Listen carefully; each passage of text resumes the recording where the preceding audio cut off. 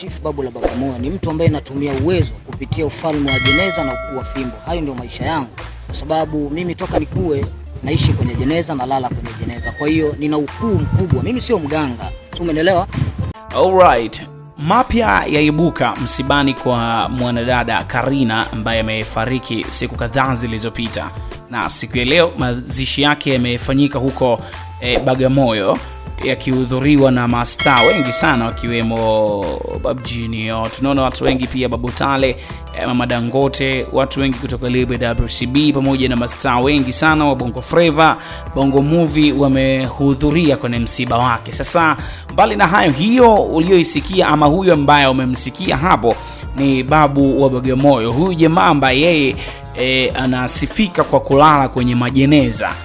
Anasema maisha yake yeye ni kwenye majeneza, na tukumbuke siku ya jana msibani hapo kulitokea sintofahamu baina ya waganga wawili wa kienyeji ambao pia walikuwepo katikati ya msiba ule wa Karina. So huyu ametokea siku ya leo, na kama unavyomsikia hapo anasema ametokea ili kuthibitisha kile ambacho kimetokea siku ya jana ni kweli, lakini pia anasema kwamba sio kawaida yake yeye kushiriki kwenye misiba ambayo inatokea kwa sababu yeye ni mtu mkubwa, na amekana hapa kwamba yeye sio mganga wa kienyeji. Hebu msikilize vizuri, lakini kabla ya yote tafadhali usisahau kusubscribe channel hii ili uendelee kuwa kwanza kupata taarifa zetu. Kukusanyika kwa ajili ya dada yetu, mdogo wetu, ndugu yetu.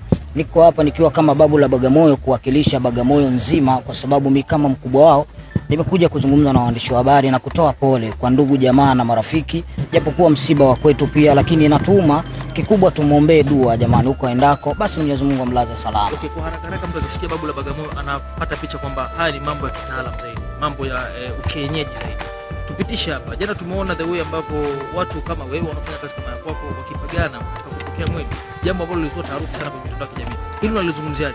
No. Kwanza ningependa niwaambie Watanzania, ama ningependa kuwaambia wananchi, ama ningependa kuwaambia wanadamu kama kitu cha kwanza kabisa, wanaposikia Babu la Bagamoyo, mimi ni Chief Babu la Bagamoyo ni mtu ambaye natumia uwezo kupitia ufalme wa jeneza na ukuu wa fimbo. Hayo ndio maisha yangu, kwa sababu mimi toka nikue naishi kwenye jeneza na lala kwenye jeneza. Kwa hiyo nina ukuu mkubwa, mimi sio mganga. Umeelewa? Mimi sio mganga, sina pia ambao niko nao kwa nguvu hizo. Kwa unaposikia Babu la Bagamoyo, mimi si mganga, ila mimi ni mtu ambaye mwenye power tofauti, ambacho naweza kufanya chochote ambacho kinachotokea. Na ndio maana baada ya kuona kwenye mitandao vitu kama hivi na trendi, nikaona hapana, kwa sababu kuna vitu ambayo kuna kama ulakini, nikaona hapa inapaswa niwepo Babu la Bagamoyo ili kuangalia kweli kinachosemekana ni kweli au la. Na ndio maana leo niko hapa, kwa sababu nisingefika. Mara nyingi sihudhurii kwenye misiba mimi, sio kama sipendi, napenda, lakini kwa sababu ya mimi ukubwa wangu ninapoonekana nitaonekana yani ni tofauti kidogo.